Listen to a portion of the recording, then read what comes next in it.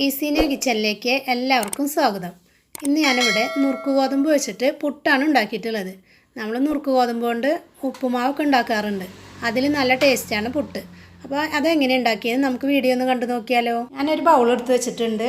അതിലേക്ക് ഞാൻ 2 കപ്പ് നുറുക്ക് ഗോതമ്പ് ഇട്ട് കൊടുക്കുന്നുണ്ട്. ഇത് ഗ്ലാസ്സിനാണെങ്കിൽ അങ്ങനെ എടുത്താൽ മതി കേട്ടോ. ഇത് ഞാൻ നല്ലപോലെ ഒന്ന് കഴുകിയിട്ട് വരാം. അപ്പോൾ ഇതാ നന്നായിട്ട് തന്നെ കഴുകി എടുത്തിട്ടുണ്ട്. ഇനി ഇതിലേക്ക് ആവശ്യത്തിനുള്ള നല്ല വെള്ളം ഒഴിച്ചു കൊടുക്കുക. ഇനി നമുക്ക് പെട്ടെന്ന് തന്നെ ഇത് നന്നായിട്ട് കുതിർന്ന് കിട്ടണമെന്നുവെച്ചെങ്കിൽ തിളച്ച വെള്ളം ഒഴിച്ചു കൊടുത്താൽ മതി കേട്ടോ. അപ്പോൾ ഇതാ നിറച്ചായിട്ട് തന്നെ ഒഴിച്ചു കൊടുത്തിട്ടുണ്ട്. ഇനി ഇത് കുറച്ച് സമയം കുതിരാനായിട്ട് വെക്കണം. 1-2 മണിക്കൂർ സമയം ഉണ്ടെങ്കിൽ അത്രയ്ക്ക് നല്ലതാണ്. ഇത് കുറച്ച് സമയം ഒന്ന് അടച്ചു വയ്ക്കാം. അപ്പോൾ നമ്മളുടെ നുറുക്ക് ഗോതമ്പ് ഇട്ടിട്ട് 2 മണിക്കൂർ കഴിഞ്ഞിട്ടുണ്ട്.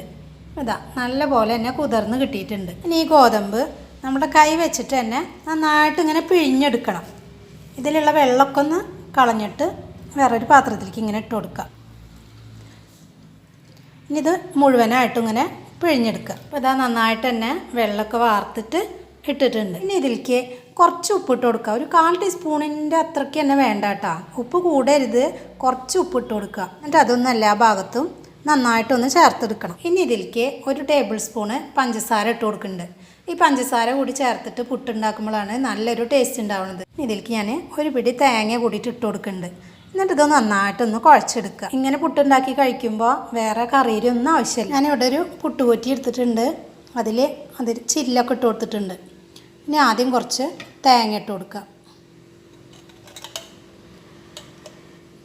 ഇനി കുറച്ച് നുറുക്ക് ഗോതമ്പ് ഇട്ട് കൊടുക്കുക.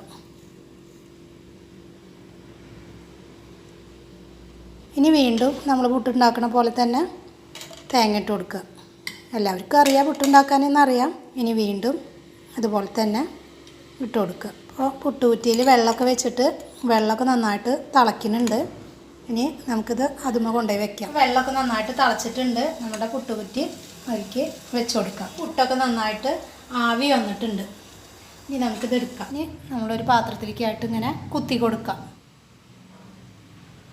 അപ്പോൾ ഇതാ ബാക്കിയുള്ള പുട്ടും കൂടിയിട്ട് ഇങ്ങനെ ആക്കിയിട്ടുണ്ട്. ഇനി ഇത് മുഴുവനായിട്ടൊന്ന് വേവിച്ചെടുക്കാം. അപ്പോൾ നല്ല ടേസ്റ്റിയായ നമ്മുടെ പുട്ട് റെഡി ആയിട്ടുണ്ട്. ഇത് നല്ല ചൂട് കട്ടൻ ചായ ഉണ്ട്. അതിൻ്റെ കൂടെ കഴിക്കുമ്പോഴാണ് നല്ല ടേസ്റ്റ് കിട്ടുന്നത്.